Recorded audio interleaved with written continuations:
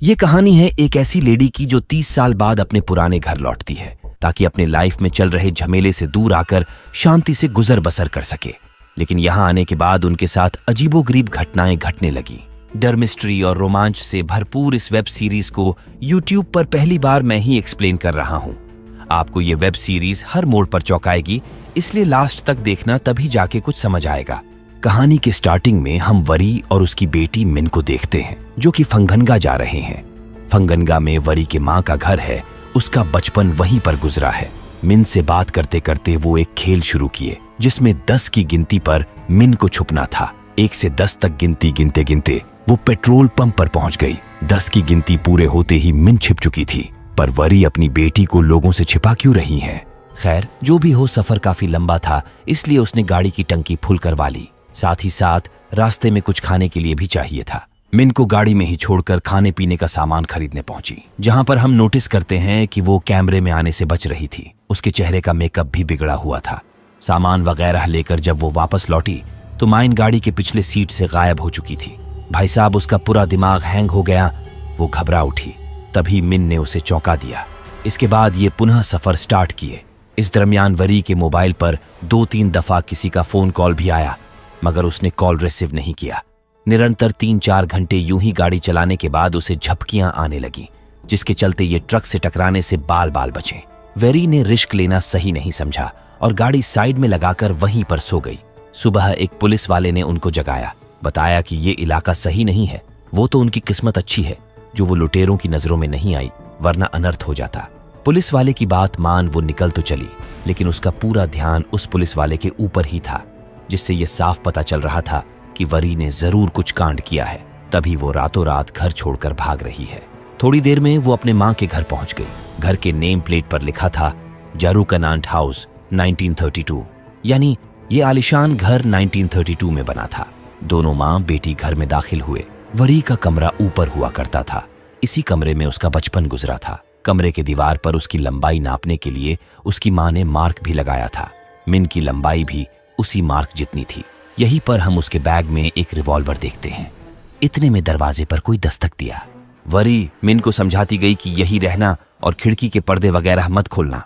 दरवाजे पर एक बूढ़ा आदमी था जो इस घर का केयरटेकर था। वरी ने उन्हें देखते ही पहचान लिया कि वो उसके नती चाचा है। वो एक आंख से लुल है। लुल कैसे हुए उसकी भी एक कहानी है। वैसे 30 साल पहले वो इनके घर का नौकर हुआ करते थे। नती चाचा अपने साथ वो सारे सामान ले आए थे जो वरी ने उनसे मंगवाया था। नए मोबाइल में दुकानदार से सिम भी डलवा लाए थे। बाकी अगर किसी चीज की जरूरत पड़ी तो उनका घर पास में ही है।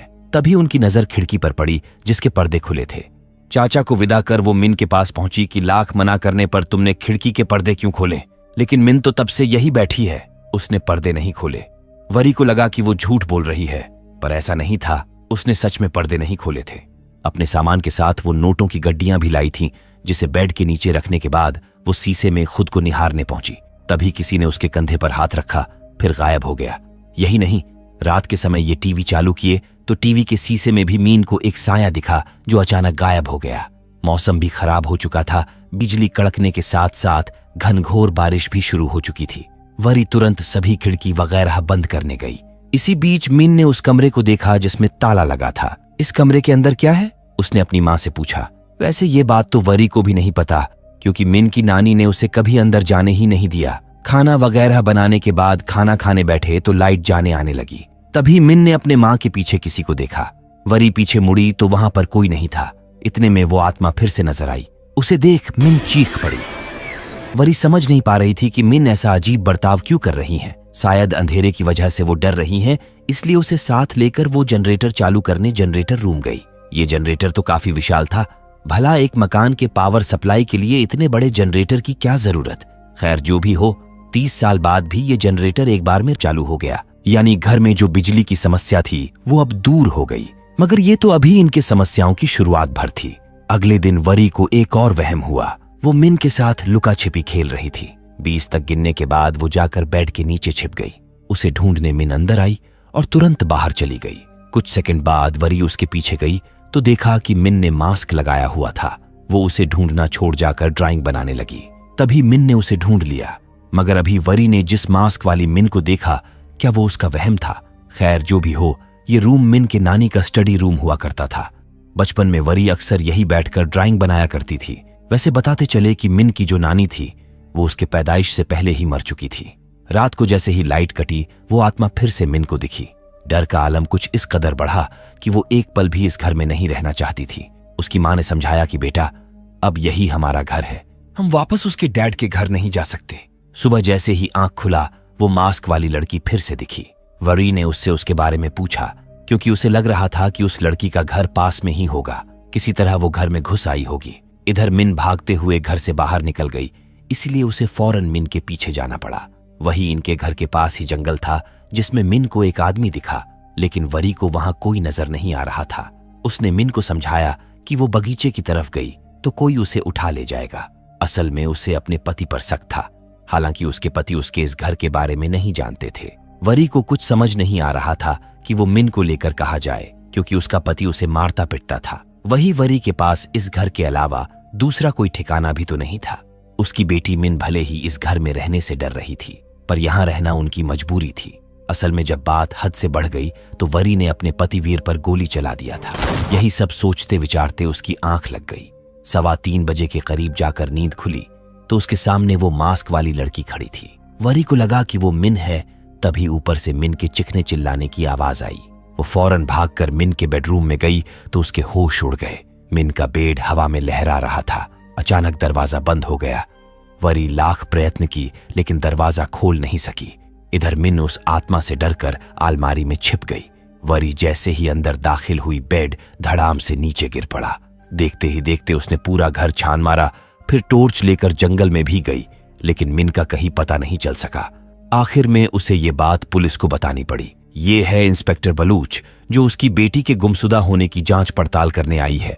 यहाँ पर वो 2-3 चीजें नोटिस करती है, जिसमें वरी के चेहरे पर चोट, घर के एंट्रेंस पर पुरानी चप्पल तथा फर्श टूटने का निशान। देखने से प्रतीत हो रहा था मानो कि ये फर्श झूमर के गिरने से टूटा होगा। सारी बातें साइड कर वो मेन मुद्दे पर आई। वरी ने रात के 3:15 बजे जो कुछ भी हुआ उसे बताई, पर इंस्पेक्टर को विश्वास नहीं हुआ। आखिर मिन का बेड अपने आप हवा में लहरा कैसे सकता है? कहीं वरी झूठ तो नहीं बोल रही? उसने मिन के पिता के बारे में भी पूछा। वरी ने बताया कि वो काफी सालों पहले एक दूसरे से अलग हो गए थे। मिन की सारी डिटेल्स लेने के बाद इंस्पेक्टर ने उसका एक तस्वीर मांगा ताकि वो कार्रवाई को आगे बढ़ा सके, लेकिन वरी के पास मिन की एक भी तस्वीर नहीं थी। उसका फोटो पुराने फोन में था जो यहाँ आने से पहले गुम हो चुका था। यही नहीं, वो सोशल मीडिया पर भी नहीं थी। मतलब कि मिन का फोटो सोशल मीडिया पर भी नहीं मिलेगा। इंस्पेक्टर ने जितने सबूत मिल सकते थे इकट्ठा करवाए, लेकिन उनमें से एक भी सबूत ऐसा नहीं था जो मिन के यहाँ होने का यकीन दिलाए। सिर्फ उसके कपड़ों के होने से साबित नहीं होता कि वो यहाँ थी। इतने में इनकी खोज खबर लेने नती चाचा आए। उन्हें भी यहाँ आकर मिन के गायब होने की बात पता चली। क्या आपने इनकी लड़की को देखा है? चाचा ने जवाब दिया कि वरी मैडम तो यहाँ अकेली आई थी। वरी और परेशान हो उठी। उसने चाचा को याद दिलाते हुए कहा कि उस दिन मिन खिड़की पर खड़ी थी, आपने उसकी तरफ देखा भी था। मिन के गायब होने की बात तो छोड़ो, पुलिस को अब यहाँ उसके होने पर भी संदेह होने लगा था। वैसे मैडम, आप कहाँ से आई हो? वरी ने बताया कि वो इसी संडे को बैंकॉक से आई है। रास्ते में वो कहाँ रुकी सारी जानकारी भी बताई। पुलिस ने उन सारे जगहों पर पता किया, कैमरा फुटेज भी चेक करवाए, लेकिन वरी हर फुटेज में अकेले ही नजर आ रही थी। ऐसा इसीलिए हुआ क्योंकि वो मिन को सबसे छिपाती हुई आई थी। आखिरकार पूरे मामले को समझने के बाद इंस्पेक्टर ने मिन के गायब होने का रिपोर्ट फाइल नहीं किया। अगर वरी की सच में कोई बेटी है तो पहले उसे साबित करना होगा, तभी जाकर वो रिपोर्ट फाइल करेंगे। जब कोई रास्ता नहीं बचा तो स्टेशन जाकर वरी ने सब कुछ उगल दिया। असल में उसका पति उस पर जुल्म करता था, उसे कैद करके रखता था। उसे शक है कि उसका पति ही मिन को गायब करवाया होगा। हालांकि वो उस पर गोली चलाकर आई है, पैसे वगैरह की बात सब छिपा ली। अगले ही पल उसने अपने पति को फोन किया कि तुमने ही मिन को किडनैप करवाया है, मगर वो तो उल्टा वरी पर ही भड़क उठा। उसे तो पता भी नहीं कि वो कहाँ भाग कर गई है। इंस्पेक्टर ने फोन लिया और मिन के डैड को सारा मामला समझाए। कार्यवाही आगे बढ़ाने के लिए उन्होंने मिन के डैड से उसकी फोटो भी मांगी। नती चाचा भी गांव वालों को साथ लेकर आए, जिसके बाद मिन की खोजबीन शुरू की गई। जंगल का कोना कोना छान मारे, तालाब वगैरह भी चेक किए, लेकिन उसका कहीं पता नहीं चला। हार थक कर ये काम गांव वालों और अपने कुछ सिपाहियों पर छोड़कर इंस्पेक्टर और वरी वापस लौट चले। तभी बारिश शुरू हो गया। इस बारिश में भीगना इंस्पेक्टर के लिए सही नहीं था क्योंकि वो प्रेग्नेंट थी उनका पति भी वरी के पति जैसा ही जालिम था, इसलिए वो वरी के केस से काफी रिलेट कर पा रही थी। बारिश के चलते वो वरी के घर चली आई। यहीं पर उन्होंने उस रूम को देखा जिसमें ताला लगा हुआ था। वैसे वरी ने घर का हर कमरा सैकड़ों बार चेक किया था, पर इस कमरे को एक बार भी चेक नहीं की, क्योंकि ये तो पहले से ही लॉक था। ऊपर से इस कमरे की उसके पास चाबी भी नहीं थी। ये उसे तोड़कर खोले तो अंदर का नजारा देख दंग रह गए। अंदर बहुत बड़ा एक सीक्रेट कमरा था। ये दोनों दबे पांव अंदर गए, पर इस बात से अनजान कि वो आत्मा उनके ठीक पीछे ही है। लाइट चालू किए तो वहां अजीब तरह के मशीन वगैरह लगे थे। सामने एक शीशे का सेल भी था। ये सब देख स्पेक्टर हैरान थी। कहीं ना कहीं वो समझ चुकी थी कि ये कोई सीक्रेट लैब है। वरी को ये सब नहीं पता था। वो तो यहाँ 30 साल बाद आई है और इस सीक्रेट कमरे में पहली बार कदम रखी है। अगले पल फॉरेंसिक वाले जांच पड़ताल शुरू किए तो उन्हें उस शीशे के सेल के ऊपर एक गोल आकार के जलने का निशान दिखा। अगर शॉर्ट सर्किट भी हुआ है तो इस तरह के निशान नहीं बनने चाहिए। आखिर इस घर का माजरा क्या है? इसके ठीक ऊपर और उसके भी ऊपर, यानी जिस कमरे में वरी रहती थी, वहां भी ये निशान बना था। सब कुछ देख लिए, जितना कोशिश करना था कर लिए। अंत में स्वीकारना पड़ा कि वरी की बेटी उन्हें कहीं नहीं मिली।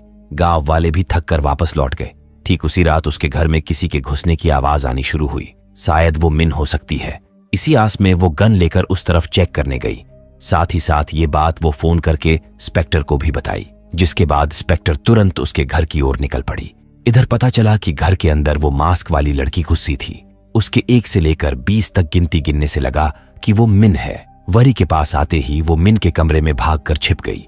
वरी उसके पीछे गई तो देखा कि कमरे के सारे सामान हवा में तैर रहे थे, मगर वो मास्क वाली लड़की कहीं नहीं दिख रही थी। वरी ने जैसे ही अलमारी खोला, वो लड़की उसे अपने साथ अंदर खींच ले गई।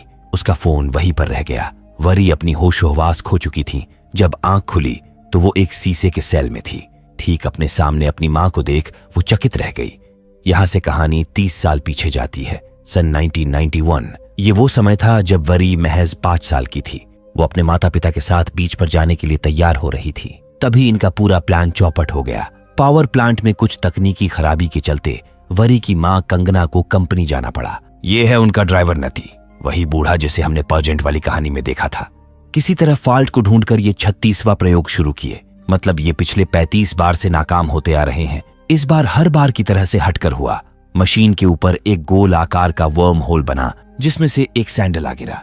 भाई साहब, कंगना टाइम मशीन बनाने पर काम कर रही है, इसलिए वो वरी को टाइम नहीं दे पाती थी। अक्सर उसके पिता ही उसे संभालते थे। इस बात को लेकर उनके बीच झगड़े भी शुरू हो गए। खीस में आकर कंगना बोल बैठी कि वो काम धाम छोड़कर दिन भर उसे पालते नहीं रहेगी। उसके लिए घर में मेड तो है ही।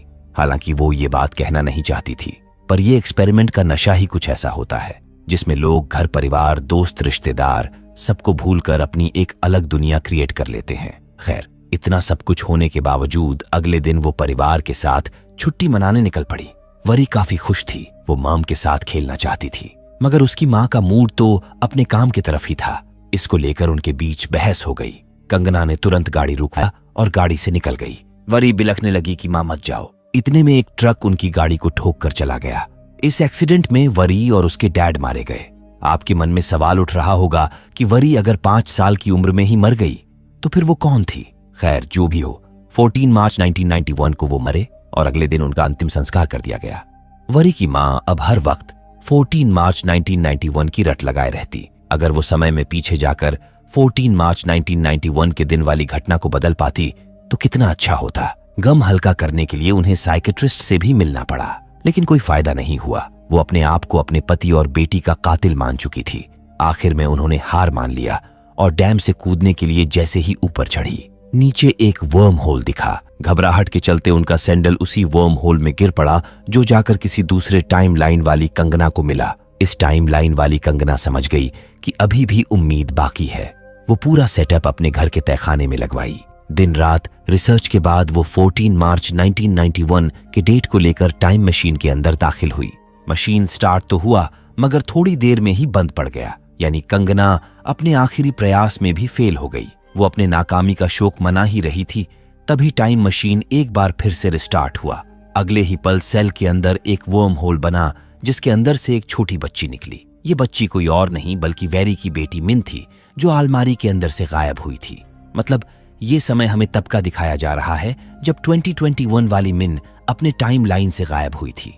इसीलिए उसके अलमारी के नीचे वर्म होल का निशान बना था। देखा जाए तो कंगना वरी के बेटी मिन को सन 2021 से 1991 में खींच लाई है। होश में आने के बाद मिन अपने माँ के लिए रोने लगी। घर का कोना कोना छान मारी, लेकिन उसकी माँ उसे नहीं मिली। उनके नौकर नती ने भी मिन को देखकर सवाल किया। कंगना बताई कि ये बच्ची उनकी दूर के रिश्तेदार की बेटी है, जो वो अपनी बेटी वरी के लिए नहीं कर सकी थी।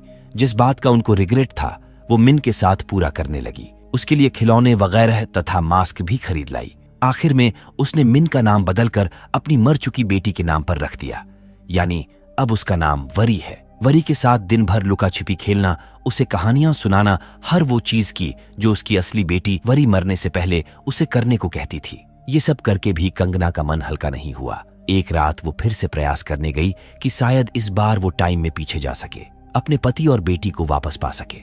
इधर मिन मास्क लगाकर खेल रही थी। जैसे ही कंगना ने टाइम मशीन चालू किया, मिन उधर वरी को दिखने लगी। वो उसके पीछे भागी। जैसे ही अलमारी खोली, टाइम मशीन के जरिए वो 1991 में चली आई।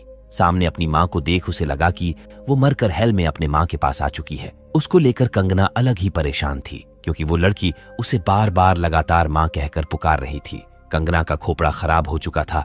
वो समझ नहीं पा रही थी कि ये लड़की उसे माँ कहकर क्यों पुकार रही है। उससे उसकी रिवॉल्वर ली और उसे वहीं कैद कर तहखाने से भाग निकली। वरी चिल्लाते रह गई, गिड़गड़ाते रह गई, लेकिन कुछ न हो सका। दूसरी तरफ 2021 में और बवाल मच चुका था, क्योंकि बेटी के साथ साथ अब उसकी माँ भी गायब हो चुकी थी। उसके बेड के नीचे वो 10 लाख भी मिले। अगर वरी को भागना ही था तो पैसे छोड़कर क्यों भागेगी? ऊपर से उसकी कार भी यहीं पर है। इस गुत्थी को सुलझाना पुलिस के लिए टेढ़ी खीर बन चुका था। घर की फिर से तलाशी ली गई तो उन्हें 2 फोटोज मिले। नती इनको पहचानता था। ये इस घर की मालकिन कंगना रनावत जी की बेटी और पति की फोटो है। वैसे आपकी कंगना मैडम क्या काम करती थी? वो एक प्रोफेसर थी और यहाँ के हाइड्रो इलेक्ट्रिक डैम में इंजीनियर थी। घर में लैब क्यों है और वो किस चीज पर एक्सपेरिमेंट करती थी? नती को ये बात नहीं पता कि घर में कोई लैब भी है। वैसे कंगना मैडम 30 साल पहले यहाँ से चली गई, तभी से ये घर बंद पड़ा है। दूसरी तरफ कंगना उस अनजान लड़की के लिए खाना लेकर गई। साथ में पूछ भी लिया कि तुम कौन हो और कहाँ से आई हो। वरी झट से खाना गटकने के बाद बताई कि वो इसी घर में रहती है। असल में वो अपने 5 साल की बेटी मिन को ढूंढ रही थी। तभी अचानक वो यहाँ आ पहुंची। ये सब जानने के बाद कि उसकी बेटी मिन कंगना के पास है, वो कुछ बताए बिना वहां से भाग निकली। कहीं ना कहीं कंगना मिन को अपनी बेटी मान चुकी थी और उसे अपनी बेटी वरी की तरह दोबारा नहीं खोना चाहती थी। दूसरी तरफ इंस्पेक्टर के हाथ एक सबूत लगा है। उन्हें जारुकानांट हाउस से जुड़ा 1991 का एक फाइल मिला, जिसमें एक रिवॉल्वर था।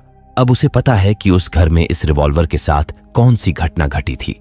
वो कौन सी घटना थी पास्ट में, वो अब होने वाला है। कंगना का नौकर नती लैब के अंदर घुस चुका है।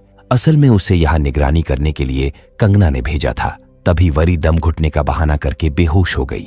नती ने जैसे ही सेल का दरवाजा खोला, उसे धक्का देकर वो भाग तो निकली, पर तहखाने का दरवाजा बाहर से लॉक था। वहीं पर उसकी बेटी मिन गिनती गिन रही थी। गिनती सुनकर वरी मिन को आवाज लगाई।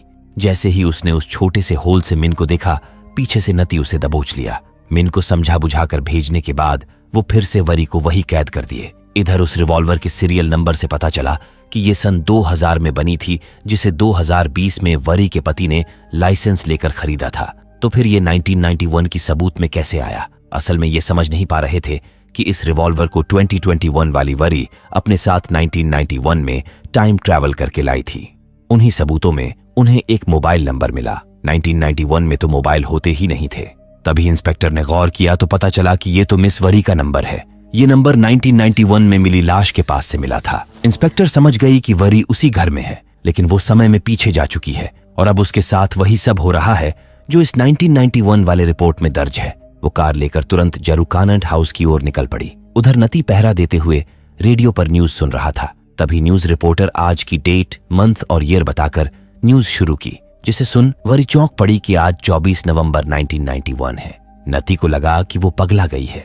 कौन सा साल चल रहा है उसे ये भी नहीं पता। इस बात से वरी को अंदाजा लग चुका था कि किसी तरह वो सन 1991 में आ पहुंची है। वरी उस अनजान आदमी को बताई कि उसका नाम वरी है, वो भविष्य से आई है। उसकी मैडम कंगना उसकी माँ है, लेकिन वो पहचान नहीं रही और उन्होंने उसकी बेटी मिन को कैद करके रखा है। जिस पर उस अनजान शख्स ने अपनी वरी का फोटो दिखाते हुए बताया कि उनकी वरी पिछले साल एक एक्सीडेंट में मर चुकी है, तो तुम अपना मुंह बंद ही रखो। दूसरी तरफ मिन को वो आत्मा फिर से दिखनी शुरू हो चुकी थी। उसे ये आत्मा क्यों दिख रही है? खैर जो भी हो, उधर वरी के हस्बैंड भी यहाँ आ चुके थे। उन्हें भी 30 साल पहले वरी के घर में हुए घटना के बारे में पता चला। 30 साल पहले वरी के घर में किसकी बॉडी मिली थी, ये पुलिस के लिए आज भी एक रहस्य है। वरी के हस्बैंड भी कोई छोटे मोटे पद पर नहीं बल्कि कर्नल थे। उन्होंने वरी के घर जाने की इच्छा जाहिर की क्योंकि उन्हें वरी के घर का एड्रेस नहीं पता था।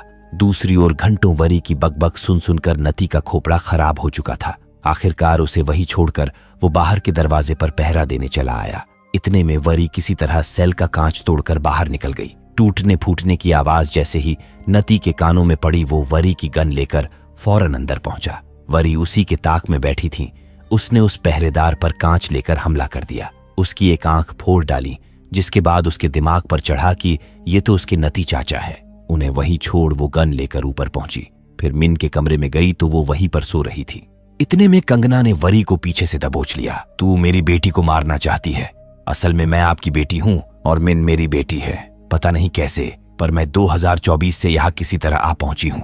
कंगना ने उसकी एक नहीं सुनी क्योंकि वो एक बेटी पहले ही खो चुकी थी और अब दूसरा नहीं खोना चाहती। उन्होंने वरी को रेलिंग से धक्का दे दिया, जो जाकर झूमर से टकराई और नीचे ग्राउंड फ्लोर पर जा गिरी। अगले ही पल झूमर उसके चेहरे पर जा गिरा, जिससे रही सही कसर भी पूरी हो गई। इधर इंस्पेक्टर भी समझ चुकी थी कि 1991 में जिस लड़की का डेड बॉडी मिला वो किसी और का नहीं बल्कि वरी का था, जो किसी तरह 2021 से 1991 में जा पहुंची थी। इतने में वरी के पति भी पुलिस वालों को लेकर पहुंचे। उन्हें देखते ही इंस्पेक्टर उन पर टूट पड़ी क्योंकि उसी के वजह से वरी का ये हाल हुआ। अंत में वो उन्हें वरी के डेड बॉडी का फोटो और फाइल देकर चली गई।